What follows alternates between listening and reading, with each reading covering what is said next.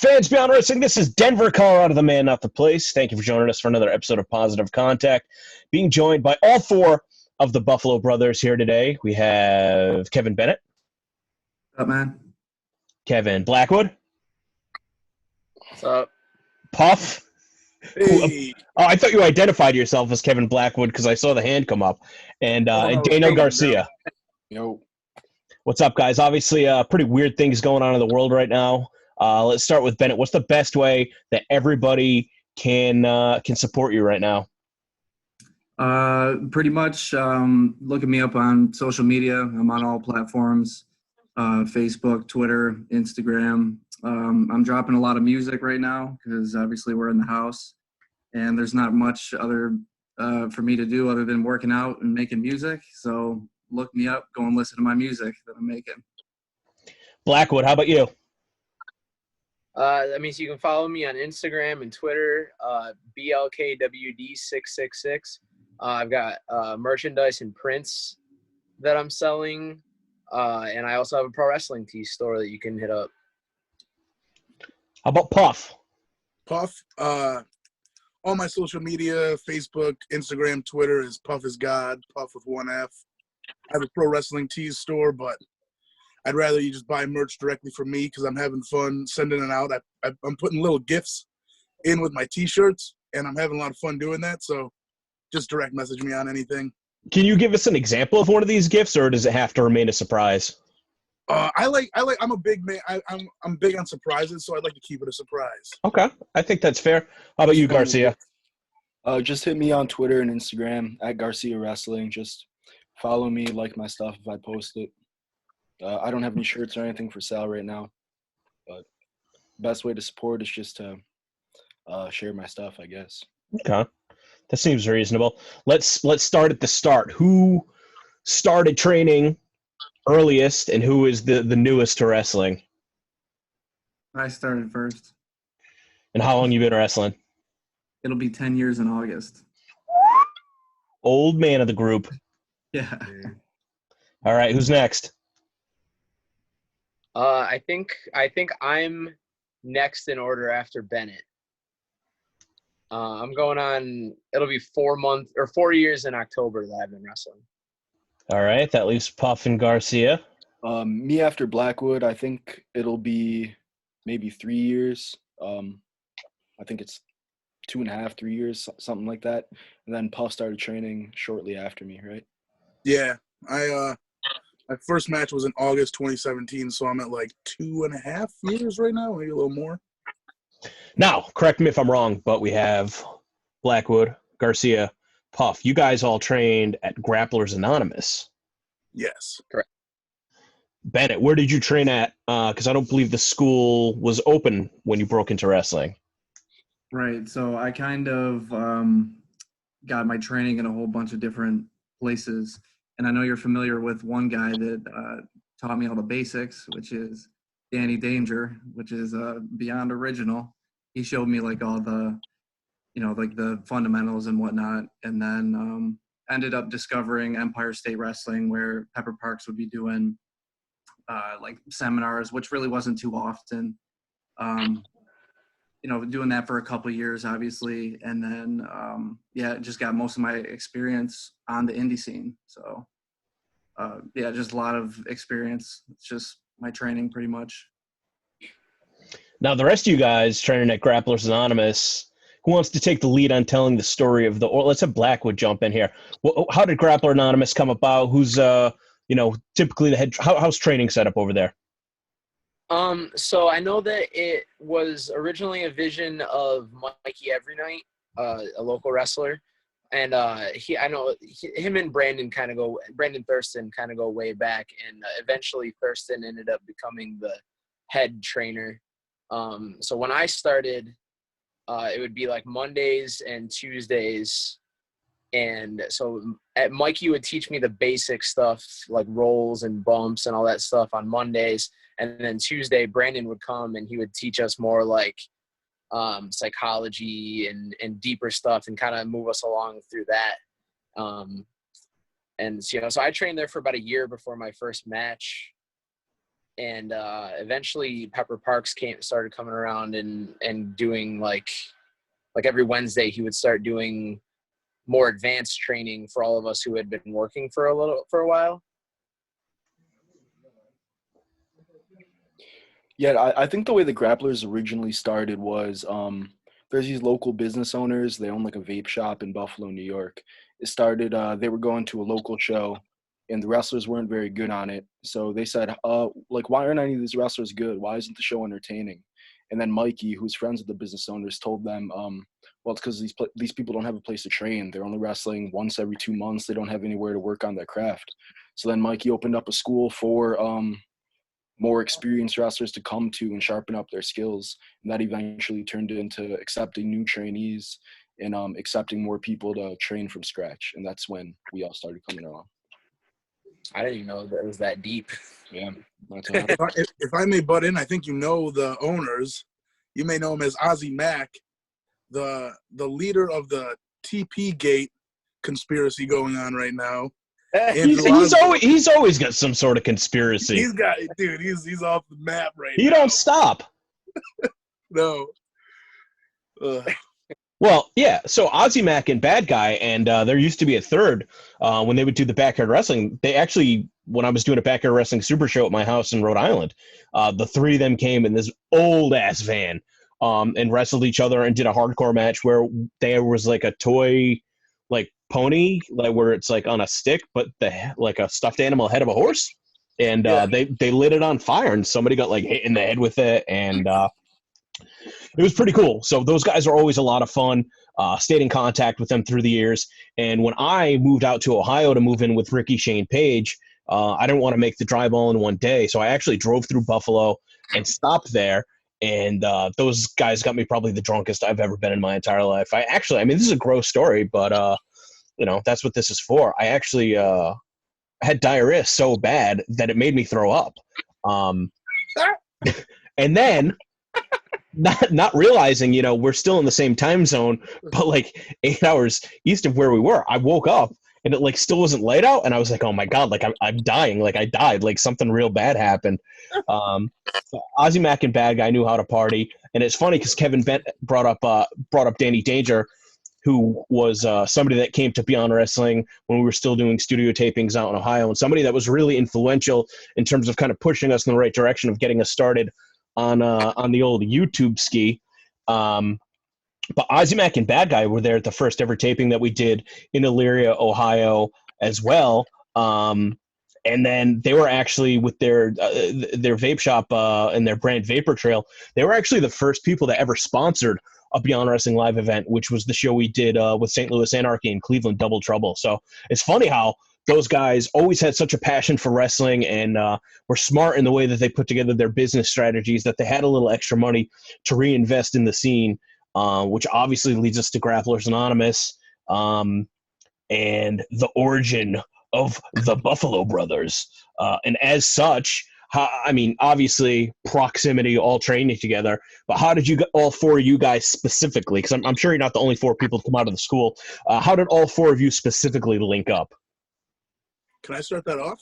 Yeah. I think it was just that we all had similar goals and similar mindsets with wrestling. I think we all saw it as more than just a hobby, and that we wanted to like get on the road and travel and wrestle for bigger shows than just the local scene. And I think that's what brought us all together. Does anyone agree? I don't know. Yeah, I agree with you. I feel like we just clicked too, Yeah, I feel like within local wrestling in Buffalo, there's kind of like mini waves within training. And Kevin Bennett was obviously ahead of us all. Like, he's been wrestling for a while, but he was kind of like the guy in Buffalo when me, Kevin, and Puff started training. So then Blackwood started training soon after. He started training before me and Puff. And then he was kind of like the new up-and-comer, like, this guy's good at the school, right? And then I started training next, and Blackwood saw me as like, oh, this guy's probably good. Then I saw Puff. So it's kind of just a chain reaction of like the guy of that wave being like, oh, this is the guy of this wave. Does that make sense? Yeah, absolutely. So, there's a kinship, there's camaraderie, there seems to be a common goal among all four of you. Was there ever any tension? I Yeah. don't know. Nobody wants to talk about it except for Garcia. I'm going to throw to him. I want to hear from him. I mean, we really don't have tension other than like little disputes, like Puff taking too long in gas stations and taking too late to everything. Those are Yeah. like usually the main disputes that we have. But other than that, we're usually pretty cool. It's just like Yeah. traveling, really. Well, Long drives. That's so fun. All of that sinister face just to say that Puff takes too long at gas station. What are you Yeah, what are you I'm what are you usually doing late. taking so long? Nobody knows. I'm just very indecisive, so I always take too long trying to figure out what to get. I'm man aware of it. after my own heart, especially when you're on the road and you're going to new areas. It's like you want to see everything that there is because it might not be something, it might not be that what's that like weird juice that they have in Buffalo? Logan Berry. Loganberry? Yeah, if you're driving through Buffalo, you're gonna get some Loganberry. You might not get that once you cross back into like Erie, PA. Exactly. That's Sheets territory, though. That's a whole different ball game. Oh yeah. I could spend hours in Sheets. And he has. Yeah, true. So what's it typically like when you guys are traveling together? Who's driving? Are there assigned roles? Do you guys usually switch off? Blackwood, he was the guy that kind of took over the last couple of trips that we've done.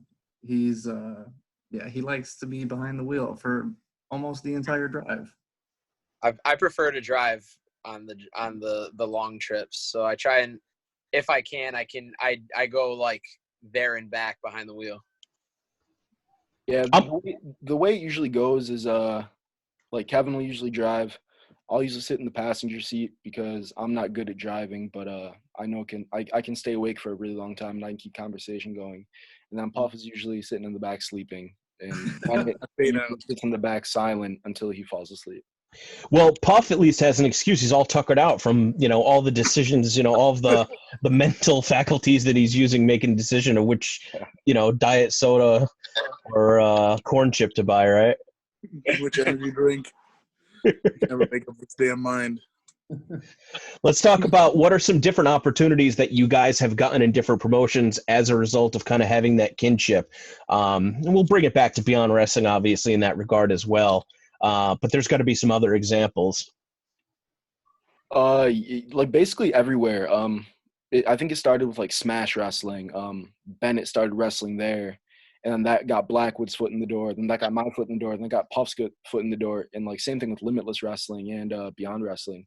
It's kind of like there's like a phrase: if you spill a glass of water like on a rug, like it's just gonna keep spreading, right? So if like one of us is a glass of water, the follow through is gonna be all of us. Yeah. Yeah, I mean, I definitely remember first coming across you guys as far as the work in Limitless Wrestling. Definitely one of the bigger promotions in New England. Proximity wise, is it quicker for you guys to get there than it is to drive to Worcester, or it's a little bit longer? It's way longer. Way longer. Yeah. Who first got a foot in the door at Limitless? Me and Bennett did a scramble. And then after that, I kept going back like a couple times, and Puff and Daniel would ride with me, not booked. And I think going not booked definitely showed a lot to Randy to help them get booked going forward. For sure. I mean, it's never a bad idea to show up and help out, show some face, as long as you've made the proper arrangements with the promoter ahead of time, and you're not just somebody trying to sneak in and watch the show for free, because that happens sometimes too. And I hate to have to be the guy to yell at people, especially when I've got so much else on my plate. But sometimes you got to be that guy and crack some skulls. When it comes to Limitless Wrestling, it's almost in a position where Randy has such a keen eye for talent, and he's been successful over the past few years, that sometimes I like to sit back and watch and almost stay away, because obviously when Randy first started coming to Beyond Wrestling shows, Randy being so much younger than me, which just blows my mind, but I mean, he used to be a teenager and he would come with his mom. The first ever secret show we did, Brian Fury school without any fans in attendance. Like, there's pictures of him, the referee Eric, and his mom just like sitting front row, like having the time of their life. So obviously with Limitless, Randy studied Beyond Wrestling closely. I think that it's fair to say that there's a number of similarities that you could draw between the two promotions. So sometimes it's kind of like, cool, like let's not work together on every little thing, so that each promotion can have its own identity, but also kind of just see creatively like what's going on that's a little bit different. And I think the first time that I got like really excited at one of the Limitless shows was I believe there was a tag team match with Thurston teaming with Garcia, maybe against Jay Freddy and John Silver. Correct. Yeah. And I just remember, it's so tough to stand out in terms of just bringing that intensity. And, somebody like Puff, when he enters the room, he can immediately grab you with his presence and his presentation. So sometimes when you're just a wrestler, that's not to say that you're just a wrestler, but, when you're kind of following that path, it can be tough to stand out. But obviously it's like the intensity also something that grabs the attention of everybody in the room. So between the four of you guys, there's a lot of different personalities, and it seems almost like polar opposites at times. Is that something that, whereas I look at Limitless and see what they're doing and try and do something differently, is that something that the four of you guys coordinate on in terms of, hey, we all want to get booked together, so we need to make sure that we're going to bring something entirely different to the table? Or do you think that sometimes that maybe limits the four of you guys all getting booked out together? We've always talked about how if we weren't wrestlers, it would be insane that the four of us were even friends, because we have such different interests and personality. But in wrestling, in a way, that's like what brings us together.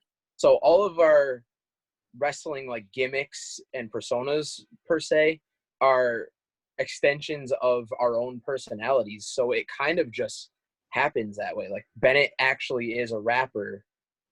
Daniel brings this kind of like hip hop, like intense wrestler vibe. It's like he's like a weird, cool thing in himself. Puff is legitimately this like goofy, happy-go-lucky dude all the time, and I'm like emo goth dork for real. So like, all of the stuff that we do in wrestling is just who we really are for the most part. Right. Bennett, let me ask you this: you got three guys that are a lot newer to wrestling than you. Do you look at it as something? At some point, was it like, man, this is kind of a threat that these newer guys are coming in and nipping at my heels? Did you look at it as an opportunity where it was like, hey, like I can show these guys the ropes? At what point does the relationship become mutually beneficial for you? I just thought that it was really cool meeting them and just seeing how like-minded we all were. And not saying that, there aren't, many motivated people in our area, but it just seemed that we clicked more so. We were just all kind of on the same level as far as just the mentality of wanting, to be wrestlers, like Daniel, all of them, they progressed so fast. It was just like an admiration that I had for them. And in a sense, like looking up to them. Like I just couldn't believe the amount of talent and the drive that they had, so fast, so consistent, so hardworking, and it's just like, I don't know, we just kind of clicked, so yeah, definitely. I guess I could say that they're a threat, because they're so good, but I don't look at it that way, just because, I love them so much. And I'm really glad that I met them. Obviously, they helped my career up a whole bunch. So one of the things from a promoter's perspective is, especially when you have wrestlers coming in from a far distance, is that it's appealing when you can pack a carload. Obviously, it cuts down on cost a little bit, but it also helps us sometimes put together themed shows. And I mean, a lot of times, with talent coming in together, getting lumped together, sometimes that can be a little bit frustrating.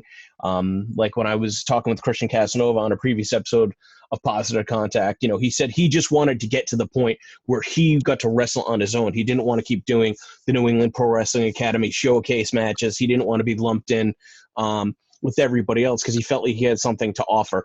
Do you guys find that there's a lot of times where it's just like, hey, because these guys travel together, let's put them together? Or is there usually something a little bit more organic?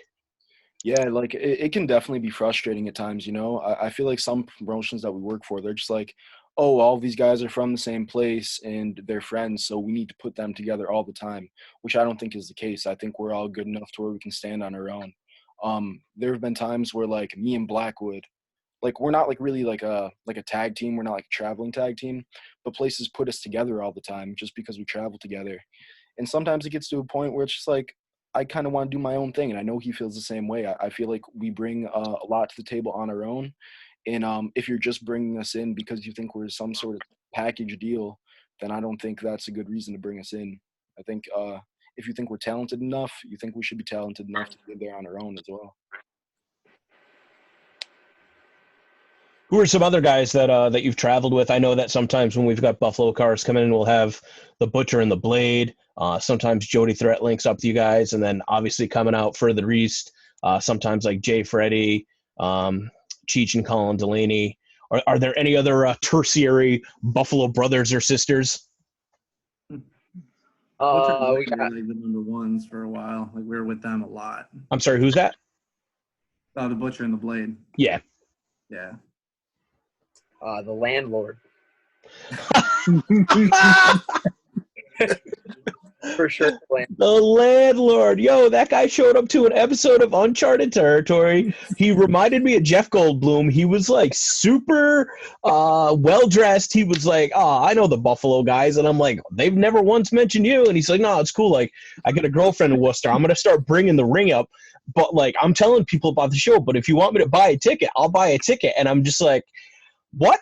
Like, this guy's throwing a lot of information at me all at once. I always get weirded out too when people want to help with the ring. We hire Top Rope Promotions to do that. It's kind of like, I'm sure they appreciate the extra help, but like, I don't know if somebody's going to drop a 200-pound piece of metal and either hurt themselves or damage the building. It isn't exactly the type of thing that anybody can just pick up and put together a ring. So there's a bit of trust, obviously, with him attaching your guys' name to him.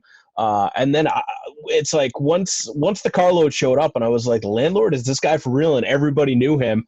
And then he never came back. You never saw him again. I've seen like one promo picture of his, one promo of his. I thought it was very strange. But you know what? That's pro wrestling for you, right? Yeah, that's Kevin's boss at his shoot job. I've known him for a really long time. Is it like what do you guys work for, like Death Witch Moving Company, or he's not even Security? Oh, I can see that guy being in charge of some security. He's sketchy Yeah. though. He's sketchy. Like You're Puff getting him worked fired. for, like a week, and Puff quit because of the sketchiness. Like he was trying to Yeah. pay the table, or like he was trying to pay him to do nothing. to Puff, what was it? I don't want to talk about it, bro. It was totally illegal. Why you didn't do it? What? You didn't even do it. He did it for like 2 weeks, and then I was like, I gotta go, bro. I can't do this. Dude, the FBI is watching. I know. Hey man, not for nothing. We got right now. we got 2.2 million subscribers. So Yeah. maybe not the best time to dig deep into that dirt. Yeah. Well, let's just move on. You guys want to talk about the car accident? Like, It's our favorite thing to talk about. Yeah.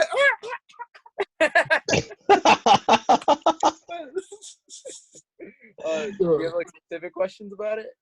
yeah, was it fun? I don't know. What kind of questions? So somebody fucking take the lead and tell the story. It's our favorite thing to talk about. Puff, tell the story of the accident. I do not like talking about it. Where were you guys going to? We were Home. coming home from Montreal. Okay. How long of a drive is that normally? What was it like? It's like 5 to 6 hours. 6. Bad weather. It was Uh, Yeah, it no, wasn't that bad. It was just cold. We hit We hit black ice. We were almost home. We hit black ice. So at least you guys were in the United States. Yeah. Hit black ice, drove off the road. Yeah, it's fine. Puff actually remembers it.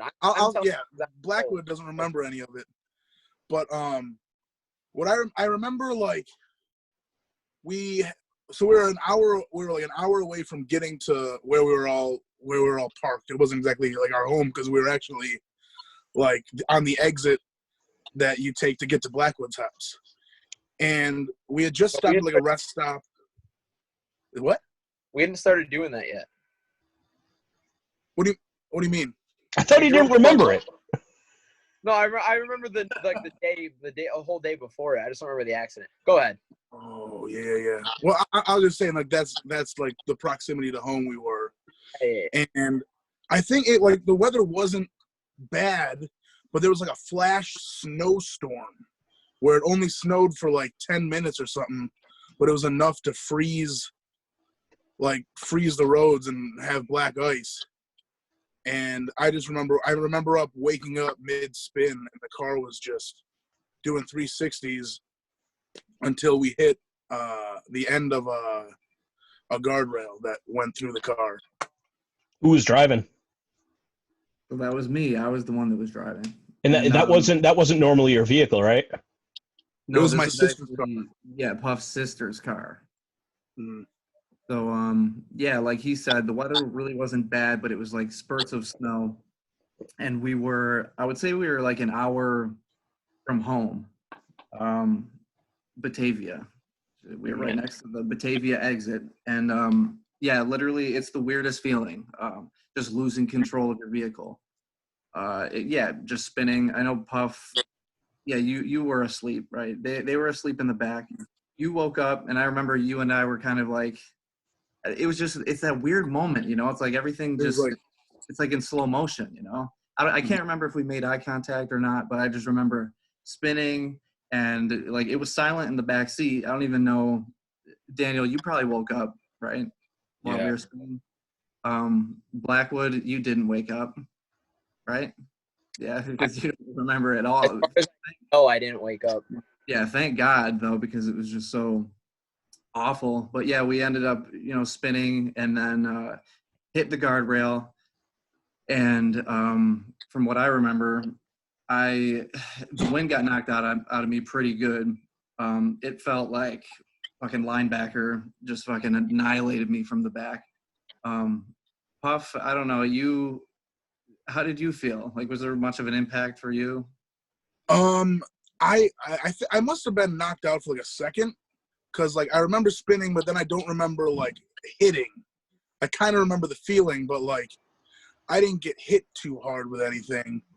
But it was like a jarring, like it wasn't like one impact. It was like boom, boom, and then like a bunch of shaking, and then finally when it stopped, that was like when I couldn't breathe, and me and you made the fucking eye contact. Yeah. And like just the realization that the car is totally demolished. Of course. Total silence, the creepiest silence I've ever heard in my entire life. Mm-hmm. Then pretty graphic. It was rough because I couldn't see the back seat, like, because the guardrail had went through the back seat, so I couldn't see Blackwood or Dan. I didn't know what was going on. I hate talking about this part because I just heard Blackwood screaming and not knowing where he was, and I was like, Bennett, we need to get out of the car, because I thought Blackwood was underneath, and I was like, I need to lift this car off of my friend right now.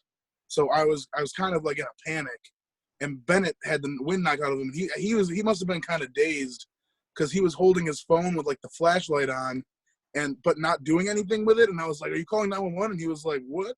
So I took the phone out of Bennett's hand. I immediately called 911 on his phone, used the flashlight and pick up my phone that had fallen on the ground. And that's when I started to realize, like, we couldn't get out of the car because the metal had, like, crushed all the doors. They were all jammed closed. So everybody was still in the car at that point? Dan wasn't. Daniel, yeah, I didn't even know where he was. I was trying to find him. I had no idea. That was another scary feeling because we weren't all in the car. So I don't really remember when it happened, but it was at some point when I looked out the window and saw Dan sitting on the ground outside the car, and I thought he got thrown out. But I think he just like I always talk about how Daniel's just like a different kind of human being. He had both of his legs broken, and I think he army crawled out of the car to get out of it. And he was honestly the most calm of all of us. Was the door open, or was there an opening in the car? Because it had been like, how did you get out? Luckily, Kevin's window smashed through it, so it was open, the window. So, and you literally just crawled out of the car. Yeah. Yeah, I remember. Was that? Sorry. Yeah, I remember asking you, Daniel, like, "Are you okay?" Like 1,000 times, I probably asked you. Yeah, and you had the most calm response back. It was like the most badass thing. You're just like, "Yeah, I think I broke my legs though." I was like, So, without going into the gory details, because I'm not trying to sensationalize this, but just to get factual information, because I've never actually heard the story myself. Just by virtue of calling 911, that gets people there for help, or did other people pull over? How'd you get the rescue squad there? So 911 was the only way we got any help. So I was the only one who was able to get out of the car, like, on my own. Like, Bennett got stuck in the car, Bennett and Blackwood, and while I was on the phone, I called my mom with my phone. I'm holding both phones and trying to figure out a way to get out of the car, and I don't know how I did it, but I maneuvered myself in my seat to kick out the window, like the passenger side window, with my feet in. I think with my bare feet in my Crocs, kicked out the window and maneuvered my giant body out of this small ass window that I like. After seeing pictures of the car, I don't know how it was like humanly possible that all of this got through that small opening. But I got out of the car and I was like running down the throughway looking for like a mile marker that I couldn't find. Right, because how would you know where you were? Yeah, but luckily there's a giant Batavia exit sign, so I just kept yelling that it's like exit 48 Batavia, we're right there, and like waiting for ambulances to come. And I was trying to wave down cars, but everyone just kept driving by, and I was like, what the fuck? I was screaming profanities. I remember sitting on like it was like a really like wet ground I was on. Like, I was in the grass, and like I remember kind of like laughing, like hearing the conversation with Puff and the 911. It was like it's not funny, obviously, but like in the moment I was kind of like chuckling at it, because he was like screaming at the 911 and then like talking to his mom, and then he would scream at 911 and then say something to his mom. So I was like, man, this is like the most Puff thing ever in the midst of the tragedy. I mean, I've done dispatch before, never for 911, but I used to do it for car wrecks and stuff like that. And even on, all the training in the world that they tell you, try and calm them down, trying to get the information out. It's just like, dude, if somebody's in an emergency situation, there's no training in the world that you can ever do to prepare for that. How long did it take for them to get paramedics to you? Did they come out with, did they come out with multiple ambulances or? Yeah, they had, I think it was 2 ambulances and a fire truck that showed up. The firemen just seemingly kept getting in the way, and there was like, I was getting very upset because like there were state troopers that pulled up, and I saw 2 of them like chuckling to themselves. Like, one of them looked at the other one and said, "Oh, you got a good one this morning," or something like that. And I look over at him and I go, "Oh, this is a good." I was like furious because like I was all these emotions going through my head, and I was yelling at a cop. I was like, "Is this a good one to you? I'm looking at 2 of my friends covered in blood. Are you fuck?" Like, I don't know. It was a very tense and emotional, like obviously the worst thing that's ever happened in my life. Sure. No, I mean, and not to obviously paint a bad picture of cops, but you worry about that always when you have to deal with the authorities, when it's like something like this unfortunately becomes commonplace to them, because that's what they deal with. And you always worry, like, God forbid, like if I'm a patient to is somebody actually trying to save me, or am I just another number? So it's very disheartening to hear that they would have that kind of a conversation. Exactly. In the midst of all that shit going on, I was furious. What did they have to bring, like the jaws of life? Like does it get that serious, or? I think so. I think at one point they did get Bennett out, and then they put me and Bennett in the the fire truck. So like they actually have like machinery that's coming to like open up the car. Yeah, how'd I they get think- me? Bennett, do you know?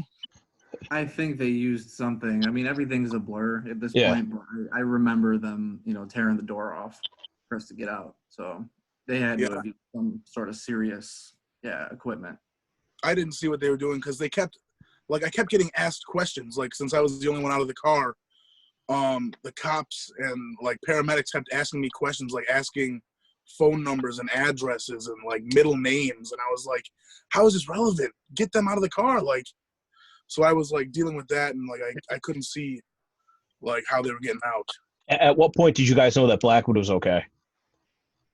Oh, someone else. Later that Well, morning. so Oh, it so you was- guys like even on site, you guys weren't talking to him or anything. Nah, he was knocked out. Well, I remember he was like screaming in pain at first, and I think he must have gone into shock or something. Because after a lot of yelling and the worst sounds I've ever heard, he started asking about what. He just kept saying, "What happened?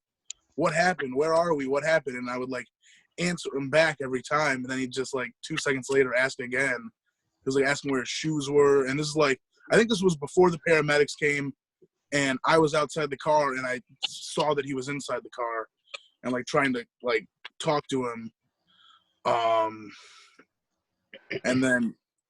Yeah, like, I mean, once we got to the hospital, I had a conversation with him where they're like, he probably doesn't remember, but like in that moment, I was like, oh my God, he like doesn't like. It was just very, very scary and surreal that like I was having this conversation with him where he's got like his head wrapped up, and he's like, what are you talking about? Like it's a little funny the way he was so nonchalant about it. He's like, we went to Montreal, we wrestled. What? That didn't happen. Like that's like his demeanor was, and it was just it was like goofy at like a little, but then very, very scary. Thinking like, what does he remember? Like at least he remembers me. Like it was just the worst. Now Blackwood and Garcia ended up having to get surgery. Yes, I had surgery on my one ankle. Yeah, I had surgery on my right femur was broken, and then my tibia and fibula were broken in my left ankle and shin, so I had to get surgery on that too. And Bennett and Puff, you guys like I don't know what to even ask from here, but not as worse for wear. Yeah, I mean, I was just pretty much just strained back muscles. That's all I really got away with, thankfully. I had like a slight concussion and scratches all over. Do you think it has more to do with the fact that they have airbags in the front, or was it a situation of the way the guardrail collided with the car? Definitely the guardrail, because neither of the airbags no airbags like went off. I can remember like. Oh. Yeah. So Yeah. that's pretty fucked up. Obviously now an outside perspective looking in, waking up to read that news, and it's just like, oh my God, like, it's like, it's legitimately like a worst case scenario. And, I'm sure for you guys to live it, I certainly don't want to speak on your behalf, but for the amount of road trips that I've done over the years and close calls and stuff like that. And it's just like, it's almost like, I don't want to say an inevitability, but like when you just think of like, this is how much time I spend on the road, this is how many accidents there are every year and stuff like that. Like being as cautious as possible. It's just, it sucks that it could happen to anybody. You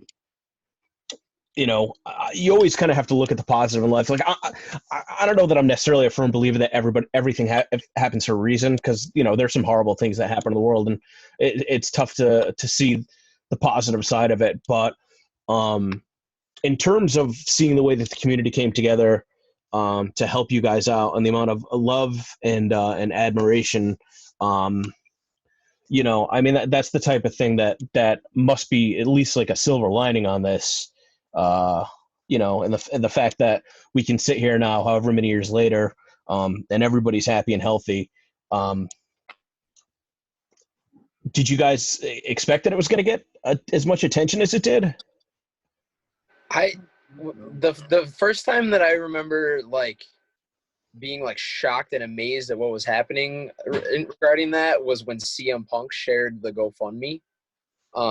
Because I'm a big CM Punk mark, and I don't know, just the fact that like a dude on his level who was like so against even talking about pro wrestling in the first place, like went out of his way to share that, and then from there, like WWE people and like other indie wrestlers and people that don't even like know anything about wrestling are sharing it, and but yeah, I had like constant like messages pouring in and just like a lot of love, and I felt like just more supported than I would have ever expected.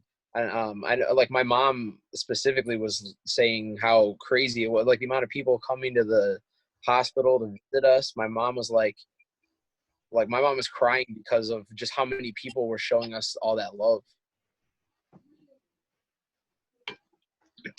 What was there ever a scenario where you thought that there was a possibility that maybe you guys wouldn't be wrestling anymore after that?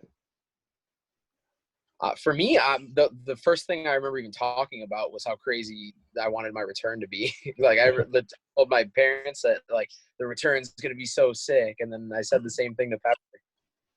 Yeah, I'm a little different in the sense to like obviously that was like my initial reaction, like oh like the return's gonna be cool, but like I have like a lot of focuses like outside of wrestling, I guess, and so there were times throughout the process of my rehab of my injury and stuff where I was like, I wonder like if I want to go back to wrestling from a sense of where this accident happened on something so normal, just driving and crashing into a guardrail. Like people get in accidents all the time. Do I really want to put my body more at risk doing something that's not necessary in my life, like wrestling? Does that make sense? Like there's already so much risk in normal life. Why would I want to risk my body any more than I don't have to? Absolutely. No, I mean, you know, that, and that's something that it's like, even obviously without getting in a car accident, just the reality of wrestling is you're constantly getting into mini car accidents with your body voluntarily. So there really has to be, you know, a passion there to want to be able to make those sacrifices, and it has to be rewarding. You know, you don't necessarily have to get something out of it, you know, by headlining WrestleMania, but the juice has to be worth the squeeze in that regard. As far as recovery, like what was the timeline as far as everybody's returns? Like Bennett and Puff, did you guys stay wrestling active, or did you guys take time off? I took about a month off. I think I wrestled like a week and a half after.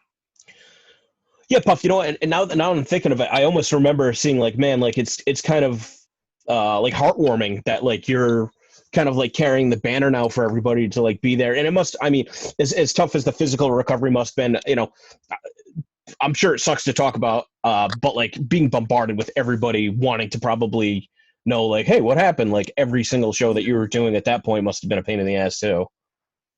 Yeah, it was. I mean, I hated having to try and tell the story to so many people, but like I understood, and I was just like more thinking like my boys are down, and like if I like both my legs are working right now, I should like try and wrestle for them. Like that's what I was thinking. Like if I'm able to wrestle, I might as well. Like I don't know. And Blackwood, as far as your return, I think that I was given like the okay that I would be able to wrestle by like, I know that it happened in January. I think by May or June I could have wrestled, but I wanted to have I remember I specifically wanted to be, I wanted the return to be at Limitless, and then I set it up. I think in I think it was like an April show. But I set up a match with Casanova because I specifically also asked that I wrestle Casanova because he's one of my favorite wrestlers on the scene, and he makes me look really good. But I definitely was pushing like physicality way too soon. Like I think I had like a light training match at Grapplers at like the end of February. Like Puff was there, and I remember he told Pepper and Andy, and they were like, "What the fuck?" And like they were like very upset with me. and I just did the one match to get it out of my system. And I took a bunch more time off, but I was in the gym and shit getting ready by like late February, early March. I'm just going to say, Garcia, you had a longer timeline than that. Yeah, I actually returned earlier than Blackwood. I was, well, actually, like during the whole break of the injury, I wasn't planning on returning until like winter. I wasn't planning on returning till like November, December. I was like planning vacations. I was planning all the stuff I was going to do with my free time from wrestling. I was going to get really good grades for that semester, but I kind of got like impatient. I came back in June, which is kind of crazy because I think I started walking in April. I started finally being able to walk without crutches in April. So and then I started training in May, I think. Then I returned at C4 Wrestling in June. And the week after that, I had like my proper return against Thurston at ESW. Performance-wise, obviously having to go through some tough injuries, do all you guys feel like you're competing at 100%? Do you feel like there's any sort of limitations physically? At the time or right now? At the time and right now. Well, at the time and right now, it kind of feels like the same body-wise. Like every morning I wake up, I'm limping with my like left ankle. Like I feel the pain in my knee every single day from the accident. But it was the same back then too. But the only difference really performance-wise that I felt was my first match back, I was so blown up. I was like, man, I can do all the cardio in the world. Nothing can prepare you for being in front of a live crowd, getting beat up. You know, nothing can really prepare you for that kind of cardio. Yeah, I've noticed the last couple weeks when it gets rainy and cold, like you hear about like old people, their arthritis flares up with the weather. That's definitely been happening to me with my ankle. I've been limping a lot because I got plates in my right ankle, and that's definitely been that, and my left knee was messed up from the accident as well, and that's been acting up a bit lately too. So in a way, this break from wrestling is good for that. I definitely need some rest for my body at the moment. Well, again, just the amount that it. I mean, you guys would agree that it definitely raised your profile, as odd as that may sound. No, you don't think so? Like, I was thinking about it the other day, and it definitely raised our profile in the sense of like visibility, like more people know who we are. But I don't think it raised our profile in the sense of we got more bookings off of it. I think the trajectory that we were on, I think we were already going to get booked at the places that we're booked at now, like pretty soon after the accident would have taken place. I think we're known by more people now, just as kind of like those guys who got in the accident, right? But I feel like we're getting booked at the same places now that we would have been booked at if the accident, you know what I mean? I agree. I don't think it raised our stock at all. Necessarily. I don't know if we like came back. Like I don't think I came back with as hot.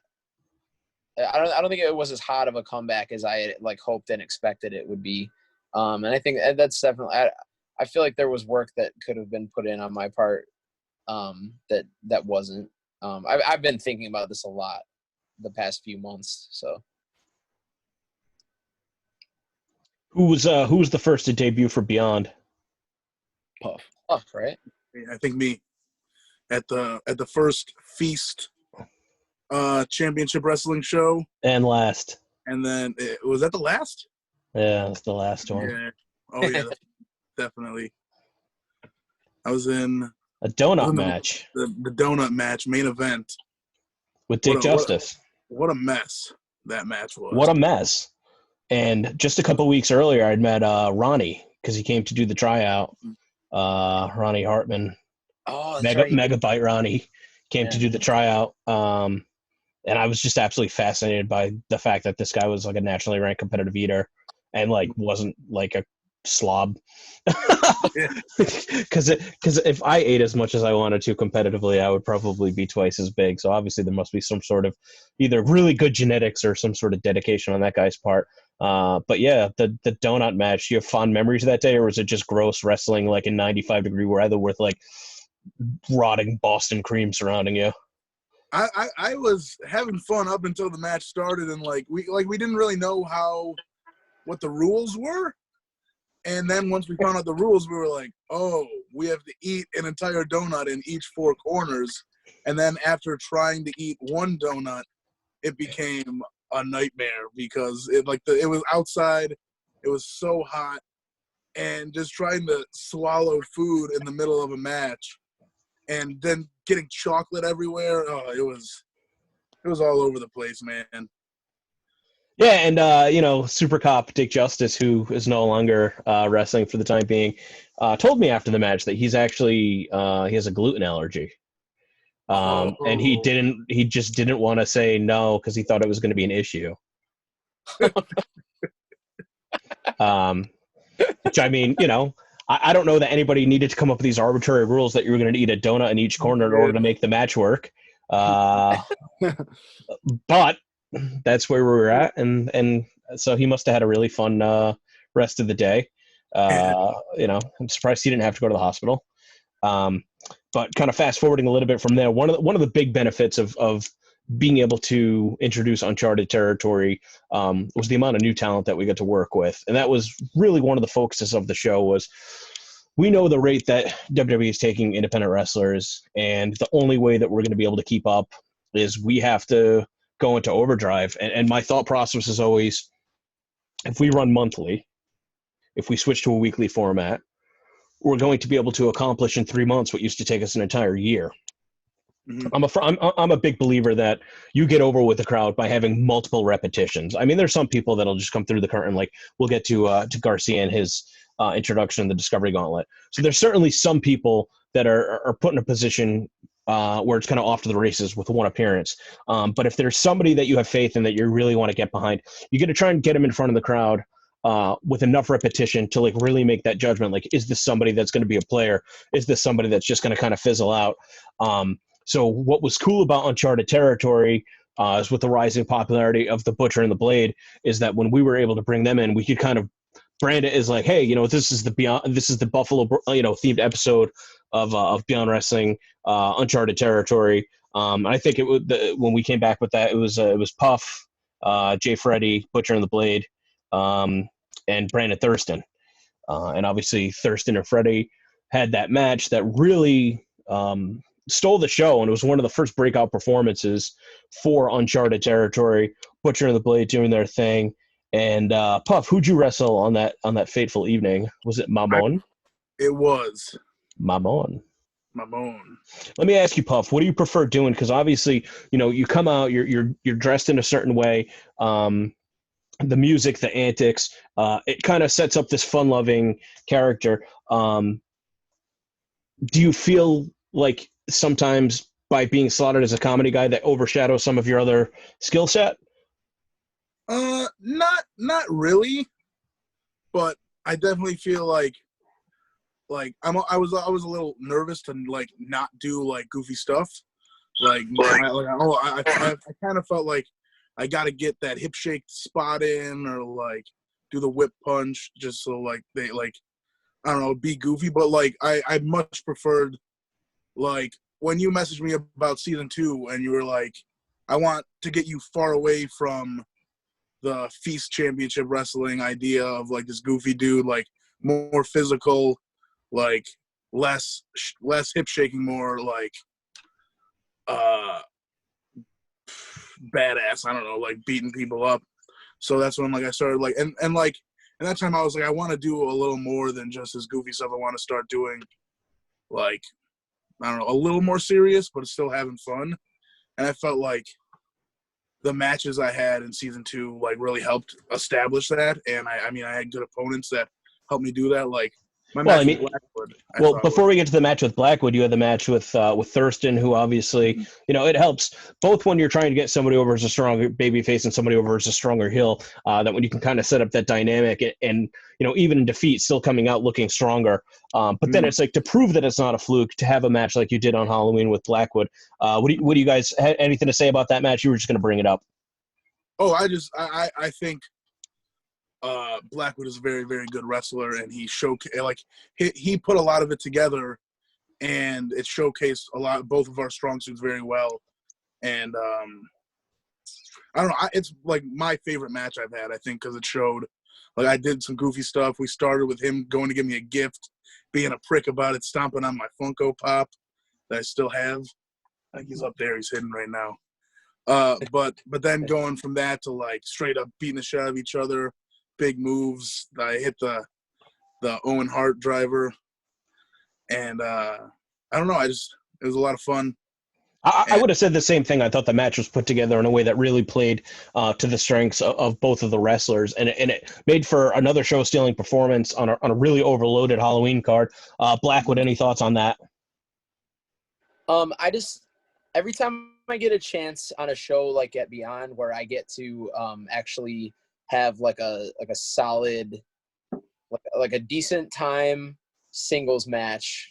Especially with a guy that I have good chemistry with, I try and just do my best to like go all out, because I'm so often booked in like tag team matches with one of these guys, one or more of these guys, or in scrambles and stuff like that, where I don't get to shine as much. And so every time I get the chance to work a singles, I want to put in as much thought and intensity and aggressiveness as possible. And I felt like we got in the idea that Puff is Puff, but he's also an ass beater when he needs to be. And I felt good about it.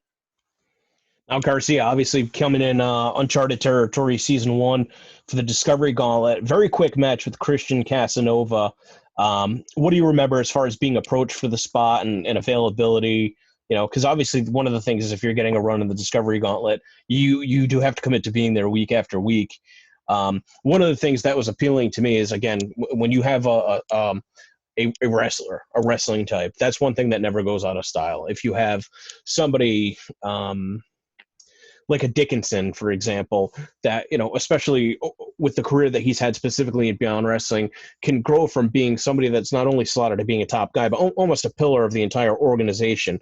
And I think that you have a similar skill set. So not that it's difficult to necessarily book like straight wrestlers that don't have something that's more of a hook.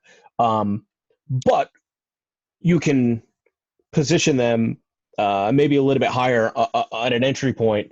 I don't know. What do you think of working with Casanova, the original idea, getting in the Discovery Gauntlet? Yeah, I think especially during this time in indie wrestling, a lot of people are very concerned with social media likes and retweets and stuff, and all that stuff is very good. It obviously gets you booked a lot of places. But I feel like a lot of people who are focused on those things, a lot of those people have expiration dates on them. And I think that good wrestling will never have an expiration date on it. Good wrestling will always be over. I remember you approached me for it. I had the messages, hey, do you want to do the Discovery Gauntlet for these next 3 dates? And in my mind, I was like, man, like, I got to go to Massachusetts on these Thursdays for these next 3 weeks. I'm not in school right now, so I can do it because it was over the summer. So I remember I went and I had the match with Christian, and I was pretty shocked by the reaction I got. Like I said, like a lot of the times, very good, intense wrestling doesn't get the biggest reaction right off rip, like right off the jump. Usually you have to build up that reaction throughout a couple of appearances. But the first time I went out, they gave me a very good reaction. I'm like a firm believer that there is like different kinds of people in this world. It's like the Mamba mentality, Kobe Bryant, right? Like if you pass someone the ball and there's like 3 seconds left on the clock, like, are you going to pass it or are you going to shoot it? And like, I'm always going to shoot the ball. Even if I miss, at least I tried and I shot it. And I think that night I definitely shot the ball, and I think I made it that night, at least. I think one of the things I've had a little bit of difficulty putting into words, but it's, the phrases finally come to me, is there's so many different scenarios that we can present with an uncharted territory where it's not like, hey, this is the structure of a Beyond Wrestling card, and this is the way the card has to be formatted show after show after show. Because there are some promotions that have their formula and they stick to it and it works very well for them. But by virtue of being able to do stuff weekly, we have the freedom to be able to experiment. We have the luxury, and especially with all of the heat that Christian Casanova had on him, linking up with Club Cam, ending Thomas Santel's winning streak, knowing that it was almost like, well, Casanova's a surefire guy after this. We thought that maybe that was going to be the last guy that came out of the season, it was like, is there a possibility that before this thing ends, like there's somebody else that can then get that elevated entry point? And obviously having that quick match coming in, steamrolling him, and then just that signature way of doing the sharpshooter, cranking back and incorporating that element where, you always see these played out tropes on television wrestling where it's like, why did the referee stop looking at the action in the ring just because somebody jumped on the apron? And the fact that you came up with such a clever way to kind of address the elephant in the room and then bring logic to it in a way that really only works in an independent wrestling setting, getting away from that corny stuff. Like, to me, that was like, this is one of the things that makes uncharted territory better than television wrestling. Real quick, while I'm thinking of it, where did you come up with the nickname Red Death? I didn't come up with it, and I don't even necessarily like it. Andy Williams came up with it, and he said, because at the time, like, I was like super skinny, I was wearing like this like bright red gear, and I was kind of starting to do like very intense technical wrestling, and Andy was like, you need like a nickname, like kind of like two random things put together, kind of like how Daniel Bryan had American Dragon, Ishii has like Stone Pitbull, like everyone has these random names, which is two things put together. And so he was like, how about Red Death? And like, I think it's kind of corny. I'm not too huge on it, but I tried it like a couple times and it got like, people liked it. It's really easy for people to chant. It's really easy to like brand and put the little emojis on Twitter and Instagram.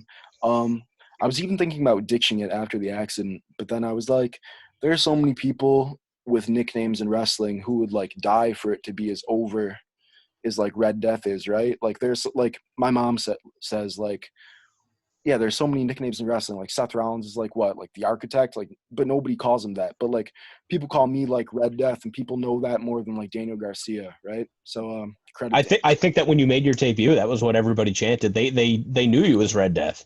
Yeah, people don't know me as Daniel Garcia. I feel like people always tweet Red Death. That's why no one can ever find me on social media. I knew you as Red Death before Daniel Garcia from the match at Limitless. Yeah. Who's the red guy? Pretty easy to remember. I think the following week you had a match with Blackwood. Correct. Yeah. How'd that go?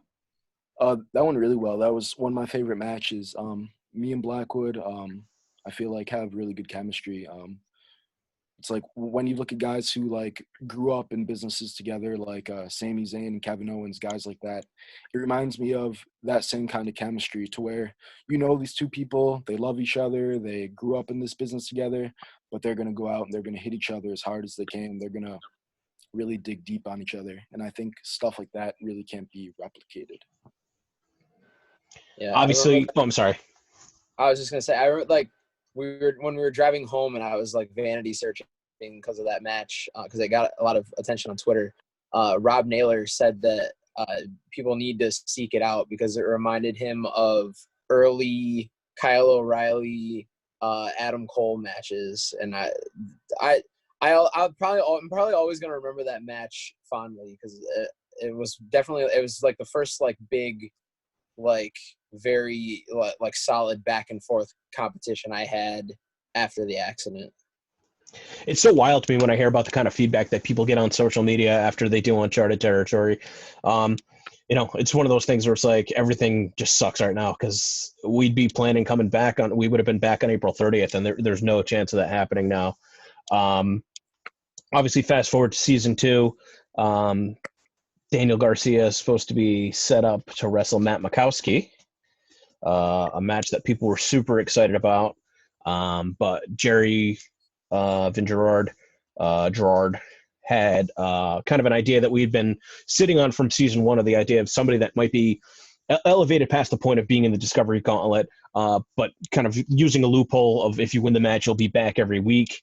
And so instead of seeing Red Death versus Matt Mikowski, we got Daniel Garcia versus Tony Deppen, partially because you were back at school at that point and weren't able to stick around every week. But then we never get to the match with Mikowski. So I think that that's a big one that we're sitting on. I hope that that's something that we can inevitably do at Beyond Wrestling. You still get to have the match on New Year's Eve, though. Yeah. The match on New Year's Eve was fun. It's always fun wrestling Thurston. He's obviously one of my trainers, so he's someone who I can always put a lot of creative energy into, bouncing ideas back and forth. And Puff, you got to do the bit on the award show for New Year's Eve. I did. That was a lot of fun. I channeled one of my idols, the Sandman, Adam Sandler. And what? What are you shaking your head at? I don't know. I've never heard him called that. Are you kidding me? Have you heard his latest special? He calls himself that about 12 times. I don't know. I could care less about Adam Sandler. Oh, come on, man. Don't do this to me. Not a positive contact. All right, how about this? Poor Bennett's hanging up in that top corner, not getting enough love.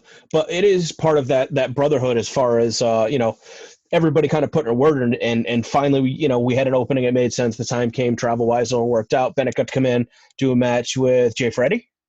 Yes, sir. Jay Freddy. Kind of an integral part of the rivalry with him and Brandon Thurston. Thoughts on the match? Thoughts on making a long-awaited Beyond Wrestling debut? Yeah, I thought it was awesome. That's actually the first time that I ever got in the ring with Jay Freddy, and I've known him for a really long time. So it's really cool though. Like obviously I've known him for so many years. We haven't worked until that Beyond show, but it was like the chemistry just seemed to have always been there.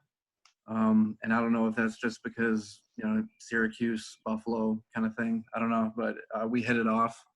And I really liked the match, and I really like matches like that too, where you get the opportunity to really show out and put a lot of your creativity into it. Yeah, and I had a ball, man. I think that was one of the most underrated matches of the season. Like it had such a high pace to it. Like the pace to the match was unrelenting. Like something just always kept happening, and that was a match that I feel like doesn't get enough credit from that season, personally. Definitely. Thanks. Maybe that's one that's going to get thrown up on the old 2.2 million subscriber YouTube channel. If not, anybody that wants to see that match, Uncharted Territory Season 2 is available on Independent Wrestling TV. So head on over to iwtv.live, sign up using promo code BEYOND, and check out the match with Jay Freddy and Kevin Bennett. But Kevin Bennett, he also came up with the theme song for Jay Freddy's arch nemesis in Brandon Thurston. Let's delve in a little bit as far as what you do with music and such. Yeah, so I think Thurston might have been the first wrestler where I produced their theme song, and it was really weird, coming from him, because I never really knew what kind of music he even listened to, just because he's such a robot. You don't know anything about Thurston. All he does is compute data. Yeah. All we know about him, really. Yeah, I didn't even know he even really listened to music, So it's like He strikes me as a talk radio guy. Yeah, he loves NPR. Yeah. So yeah, he just he hit me up years ago and was just like, hey, I don't even know if he obviously he knew I was a rapper, but I didn't know what he was really gonna expect by asking like a rap producer, that makes gangster rap beats, trap beats. Like I didn't know what he was really gonna expect from me, but yeah, I just kind of put something together, and I remember he sent me. It was like a sample of from the Coliseum home video. Yes, that's what it was. Yeah, he's like, I kind of want it to sound something like this, and I've sampled so many songs, and then just totally transformed them into something else. So I figured, yeah, I would do that, and put some drums to it, add some instruments, and it came out awesome. Like, and I've had so many compliments, and there's a lot of fans that will ask Thurston like where they can find his theme song and things like that, and then he just pretty much directs them my way. So I'll get all these messages. What's Brandon Thurston's theme song? Where can I listen to it? I was one of those fans at ESW. As when I was just a fan watching the show, I would always love that theme song. Every time he came out, I was like, man, this is tough. Yeah, it's vibe. He made Bennett. Oh, sorry. My theme song too. Bennett. Yeah. Yeah. Well, Bennett, while we're talking about the old YouTube, you had a video go viral. Super Smash Brothers Waluigi rap type thing? Yeah, so I'm doing this project with they're an animation YouTube channel. They're called Mashed. And they saw my Pokemon rap song that I made in 2016, which that went viral. It's got over 1 million views. They saw that, were really impressed. Emailed me about the Super Smash Brothers game. and how Waluigi is a character that everybody wants in the game, but for some reason the creator of the game just will not put him in or whatever. So they came up with this idea that they should have me rap about that, but in like as Waluigi, and they would animate to it. So yeah, that's what I did. I made 3 songs. The third one is still yet to come out, and yeah, it's really cool just to see your lyrics come out in cartoon form, because I had like a really fun time doing it, and they animated it like perfectly. Are you more focused on the music side of thing, or the YouTube influence from Danny Danger rub off at it over the years at all? Yeah, I don't know. Like, yeah, YouTube has always been like a really big thing for me and Danny Danger. I remember the first thing that I did on YouTube was I was making remixes of like WWE theme songs, and I would like mash them up with like TNA theme songs, and it would just be like the most random, like I don't know, John Morrison and AJ Styles theme song, just like a weird remix mashup. And for some reason, I got the craziest traction and gained all these fans. Ended up getting to like 13,000 subscribers. And I remember it was WWE that shut me down. Oh yeah. Oh, I had so many views, man. I always used to be worried about that back in the day. For a long time, I would never monetize our channel because I was afraid, this is what the rules are now, but what if the rules change and we have content that we don't have the rights to because we threw a music video up back in the day or something. So YouTube has always been it changes constantly. And that's one of the struggles in order to really be able to grow the channel. That's why I feel so fortunate that we've had as much success as we had. Getting back to the other 3 gentlemen, you guys teamed at an uncharted territory? Am I making this up? Yeah, against Cool Greeny and Chuck. So now, kind of established everybody with their own individual personalities, but then always having that Buffalo Brothers link to come back to. What do you guys remember from that 6-man tag? It hurt a lot. That's what I remember. It hurt. Who hurt the most? Chuck. I remember like everything was like safe, but I remember at a point I like threw a big boot, so my foot was like on the rope, so my back was just like completely stretched out. And Chuck kicked me in the back and my arms went numb. And I was like, oh man, this isn't good. But I think it was just the way my body was like maneuvered. And then like right after, I can't remember if it was Cool Greeny, but just dumped me on a German. And I was like, man, I'm in for a rough night. I remember when we were putting the match together, Puff was at the merch table or something, but me and Daniel were with Pooh and Greeny, and we would like put a bunch of like shit together, and periodically Chuck would pop in and be like, all right, what do we got? And we would tell him, and he would be like, okay, well, this is what we're going to do. And he would say something completely different. So there was a lot of like trying to decide, do we go with Chuck's shit or do we like make him do something that we want to do? I ain't telling Chuck O'Neal no. No. I don't know, man. But somebody pitched an independent wrestling brawl for all on the old Twitter, and Chuck's name came up a lot. I'm putting all my money on Chuck. I responded to that tweet. I said, I'm putting my life savings on Chuck. I mean, Puff, you've been German suplexed by Chuck multiple times. Multiple times, yes. And the finish of that match, when he was choking me out, that shit was for real for a second. I was like, oh, no. There's definitely certain people, even in professional wrestling, that you can, like, when you guys grab each other, you can tell that there's just, like, different levels of strength and different levels of, like, grit.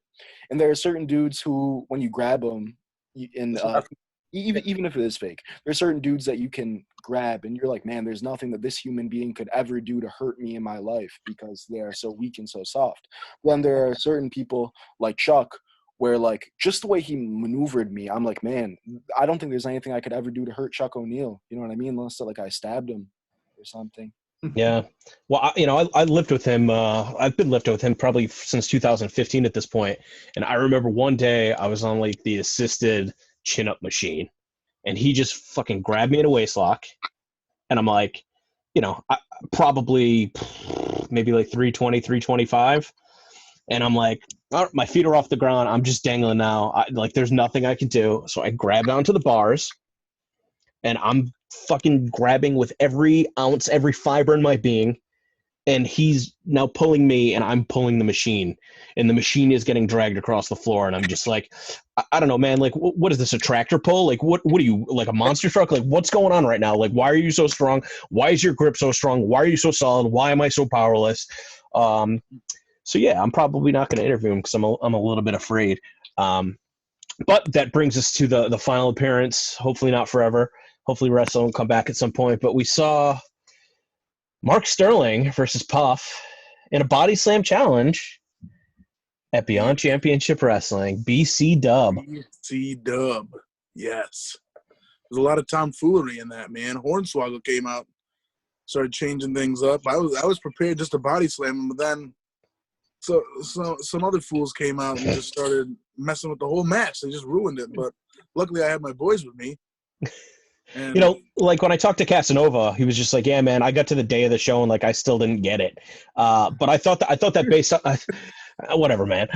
You know, there's only so many times you can explain it in the core roster, and it's kind of on the guys up to that point. But I really felt of all the things on the show, that was one of the things that stood out the most because you guys took this absurdist version of professional wrestling, kept rolling with the punches as far as the rule changing, but also put together a match that was like really creative and something that I would have enjoyed watching, even if it was out of the Beyond Championship Wrestling environment. Take turns. What did you guys think of it? I loved I feel like each stage, like it started with Puff and Sterling, who were very good, like funny character work type shit. And then when we got in me and VSK, we were able to work in still like a super indie, like back and forth run spot type deal that still led to eventually Daniel gets his hot tag, comes into hot fire intensity. So I feel like it played to like everybody's strengths in the match. And even going into it, I like until the day of, I also wasn't sure exactly what it was going to be like. And then as soon as we put the match together, I was like, this is fucking amazing. I love this. And it ended up being like one of the most fun matches I've had in a while. Yeah, I really enjoyed the match. My only complaint for the whole show was that because we were on that doubleheader with Evolve, and I know if we went as hard as we could, I'm like, man, like this is like a really good like head-to-head chance, like show the Evolve roster what we can do. Like we don't have to prove that to them, but I'm a very competitive person. It would have been cool for me to like kind of have a better show because I had like people from the Evolve roster who didn't necessarily get the idea of the show. They came up to me and they're like, oh, like this is kind of like weird for a Beyond show. I thought Beyond was supposed to be like really good, like intense wrestling. And I tried to explain like the concept to them and they just didn't understand it. And I was like, man, I wish we could have went hard against these guys. Yeah, no, I get it. I mean, I'd love to get Evolve one day in our environment, you know, get them at an Electric Haze or White Eagle and really kind of show them what our roster can do kind of on our home turf. Melrose is no man's land. It's really difficult with all the restrictions that the venue puts on us to put together an authentic Beyond Wrestling experience. But I remember talking to Gabe earlier in the week and just being like, hey, this is what our advance is. And, you know, he was supportive. He congratulated. And then it's like, you know, and then halfway through the show, I see him in the locker room and I'm fucking trying to stretch this singlet, you know, that was, you know, I probably was 75 pounds lighter when this singlet was made, trying to like, you know, oh my God, I'm going to need somebody to come stuff me in. And he's just like, what are you guys doing? Like, what is this? You know, like, oh, there's a decent crowd. So whatever the case may be, but, you know, to me, it was cool to be able to, it still felt like that day, like we left there, like it was a success. Do you like experimenting and being out of your comfort zone and stuff when it comes to stuff like that? Or do you think that like, for example, like, one of the things, like getting back to being a wrestler type, do you feel like you need to be presented a certain way all the time in order for that image to be upheld, or does it help to show range? I'll ask you specifically, Garcia, first. It definitely helps to show range. I think there's like a lot of ways that you can do kind of experimental things and funnier things in wrestling, but in the context of a wrestling ring, you know what I mean? Like there's a lot of the ways that I sell and a lot of like little things I do in the ring that can get the audience to laugh, but it's not like I'm stopping the match and like telling a joke or doing some like stand-up comedy sketch, you know what I mean? So like I believe that's when I'm at my best, when I'm showing my range that I have, but in a wrestling context. Blackwood, how about you? I feel like some of the most fun times that I have are like times where I end up in like a 6-man tagging with Puff and Daniel, and it ends up being like it's like a serious wrestling match, but we're not taking ourselves so seriously. Because I know a lot of guys like I've talked to Josh Alexander, and he wants like every show he's going to try and put on like a 5-star match, no matter who he's wrestling in front of, where he is. And I can understand like wanting to challenge yourself in that way, but I think that it helps to be able to challenge yourself in having the ability to like dial it back and be able to show like because there's more levels of entertainment to wrestling than the wrestling. And so like I want to be able to like have those like very serious hard ass matches, but also have the ones where like you can tell I'm a good wrestler, but I'm also having fun. You know what I mean? How about you, Puff? I think that's like one of the most important things as a wrestler, at least for me. Like I always like when I have a match, my main concern is if I'm gonna have fun doing it, because I always feel like if I'm having fun in a match, that radiates to the crowd and they have fun. And like a lot of people, like when they see Puff is gonna be wrestling, like they're not expecting me to go hard. And like sometimes when I do it, it's like they're surprised by it, and it's a cool reaction with that. But at the same time, like I'm gonna have fun regardless. And what like it's just like the vibe in the ring like radiates to the crowd. Like if I feel like if fans see a wrestler is having fun doing what they're doing and putting on a show for them, it's like it like creates a reaction from them where they're like appreciative of it. Like they can tell you're having fun, so they're having fun, like enjoying it. So like I 100% think that like showing range is so important. Like I was just talking about it with on one of the matches that you had premiere live at 11 with Dickinson. I was talking about the range he has where he puts on these like American Rana with him versus Sakamoto, and it was like hard ass. It was. I remember watching it from the crowd and seeing them beat the shit out of each other. Every chop with like a cloud of sweat coming off of them, and it was like intense and insane. But then watching, I think the match was Gatanic Panic versus Team Pazuzu, and having Sanchez rise him up from the dead dressed as Jesus. Like just like that makes me love Dickinson even more, seeing like the range of like it shows how talented he is. I think that he can go from putting on a classic with like a Japanese legend to having fun with some buddies in front of this crowd on Halloween and just entertaining the crowd. Like he can do it no matter what like he's doing. That's better for longevity purposes too. Like no one wants to see you have a 5-star match every time, no matter who you are. You know what I mean? Like you can only see the same moves every single match, especially for a weekly thing like Beyond. You can't be doing the same stuff every week. So it's better to diversify yourself as much as you can. I'm gonna throw it to Bennett here, the veteran of the group. What have you been able to do to reinvent yourself over the years? What's kind of the most success that you've seen, and how can you kind of speak to always changing up your game in order to stay relevant?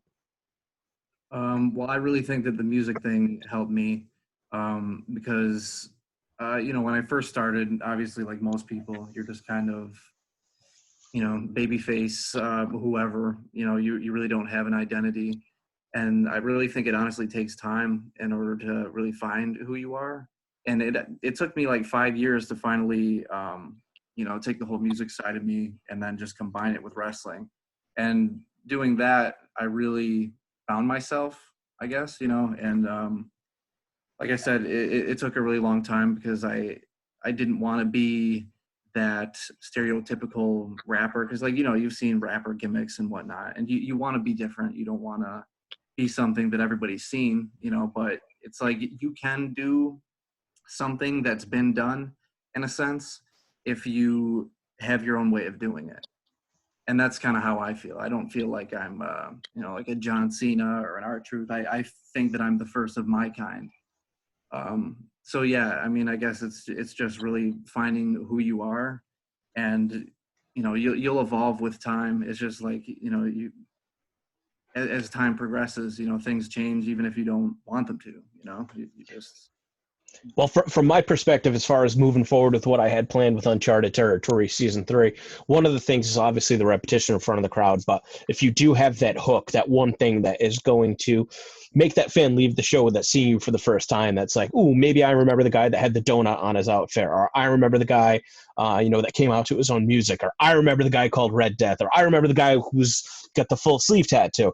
Those are the attributes that will make them either the next time they see you want to learn something else about you, or if they're trying to find more of your work after the fact and don't know exactly what to go by, to have that hook is the thing that people will take home with them. And once you're kind of in their head, you can only take up more space in their brain from there. And before we conclude things, I do just want to say that I have pitched an idea to IWTV, and I hope that this is something that we can kind of get off the ground within the next couple of weeks. But I would love to do an independent wrestling talent show, because I think that there are so many different talented individuals right now on the independent wrestling scene that have gifts that excel in other subcultures that really fascinate me. Like Blackwood, obviously, we haven't even delved into the fact that like you're a tattoo artist. I don't really know anything about tattooing, but like I assume that means like having like somebody will say, oh, I want this, and then what? Like you have to draw it for them and then get an approval on the design, or like I can't even imagine the amount of dedication that must go into if you're going to leave something permanently on somebody's body. It's like a wrestling match, if there's a botch, it's not the end of the world, but I'm sure with tattooing, it's a little bit more, you can't really screw that up. Right. Right. Yeah, no, there's a lot of, patience involved, like, because these people are not artistic, and they're coming to me with like an idea, and I have to try and create their vision from my head. So there's definitely a lot of patience where they don't like what I did, and it's a lot of just back and forth, and but also the fact that a lot of people do come to me based on just my style of artwork, and they want that specifically, and they're going to be cool with whatever I come up with, and that's always very gratifying. But yeah, definitely what's that? Have you tattooed anybody in wrestling?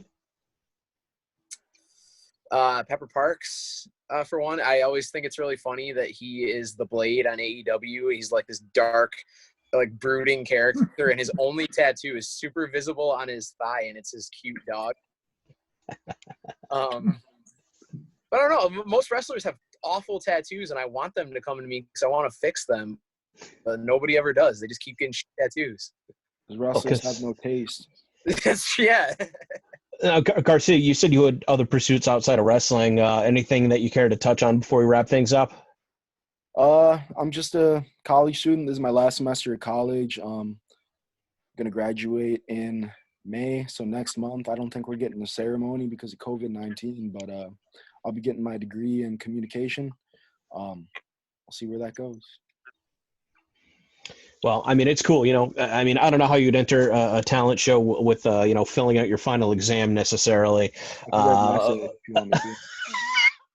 Yeah, dude, just write your essay. Whatever your final project is, just read it in front of the camera for like 3 minutes, and maybe somebody will think that that's a better talent than Puff doing his best Adam Sandler, like he did it New Year's Eve. No, but that's kind of something that helped elevate your profile too, was that you were doing these kind of comedy, parody, singy, jokey song type things. But to me, it's just there's all of these different subcultures, and there's people that are so talented within the professional wrestling industry as wrestlers, but then they have other talents outside of that as well. And I think that that's something that's really, really important, especially on this downtime right now. This is my advice to the four of you guys, and the advice to everybody that's watching that wants to pursue in professional wrestling. Free advice coming from Cordero's noggin. Use this downtime to try and elevate yourself in these other subcultures because you can't wrestle right now. But you know, and it must be difficult to do tattoos too with the social distancing and stuff like that. But you can still be an artist, you know. Bennett, you can still, you know, create music and stuff like that. But think about what it is that helps you produce, stay creative, outside of the realm of wrestling, and then always in the back of your mind when wrestling starts back up, think about how you're going to be able to tie it back in. Whether it's just, you know, hey, I did this picture, you know, and this is something that I'm going to sell aside from an 8x10 as prints, kind of like what Dave Cole does. Or I think the best example that I can give, and I'm hoping to have him on soon, is Max Caster. When he went out with his leg injury, it was just like, I told him, I said, dude, you have to continue with these freestyles, whatever it is that's going to keep you relevant, because that time's going to go by like that. And I do feel like this, that like, even if it's like a year before things get back to normal, when we look back on it, it's going to feel like this time went like this. So everybody stay creative, keep trying to produce. It'll help you stay sane too. It'll have goals that you can work towards. Is anybody? Let's get some last minute plugs in. How the fans can support you once again, because I appreciate you guys taking all this time and chatting. Who wants to start? Who's going? I'll start. Okay, Puff. go for it. Oh, me? I do. I get on Instagram Live every night, probably till like 2-3 in the morning, with a buddy of mine who's a wrestler for Super Kicked up in Toronto, named Stratosphere. And we've just been talking to each other on live. We just talk about all sorts of stuff. So if you ever check out my Instagram, usually around this time, I'm probably going to urinate because I've been shaking for the past, like, hour, trying to hold it in. Going to do that, then probably hop on live. So that's a nightly thing I'm doing. Yeah, dude, this was my second gallon. And second gallon of the day. It's a mess. And I have an OnlyFans where I'm posting a lot of fun content. No butthole pictures, unfortunately, but a lot of fun, like, older Puff content. I've been posting a lot of, like, my first matches and finishers and stuff, and some pictures from that, like, time era. And I'm having fun posting stuff that's, like, exclusive. So, onlyfans.com/PuffIsGod. Horrible.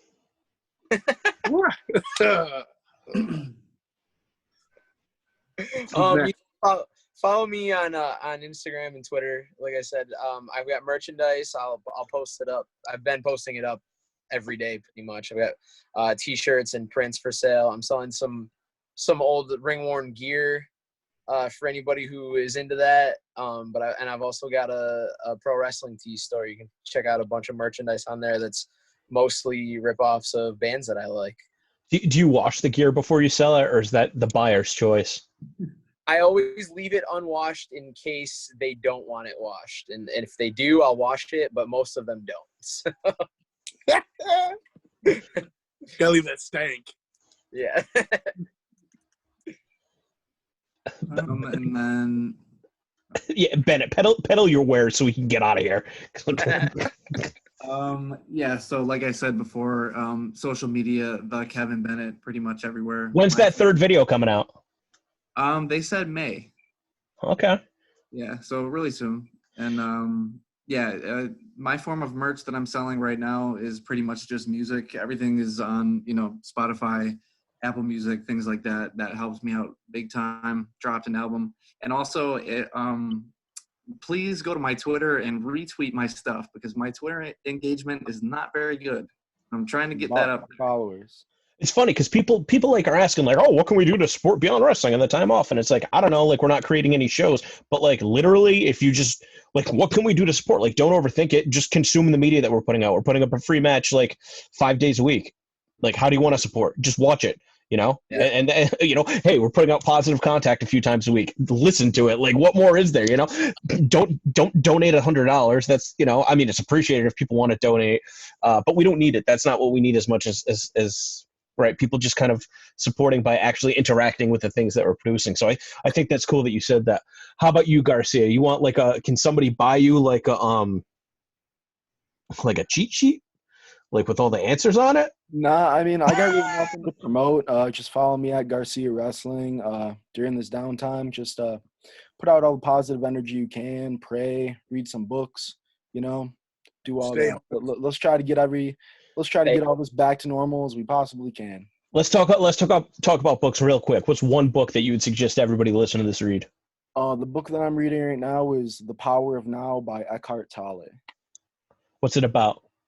It's about like nowness. It's like kind of like a self-help book. It's like a book about how to be more in the now and to get out of your own head and to focus more on what's going on around you rather than what's inside of you.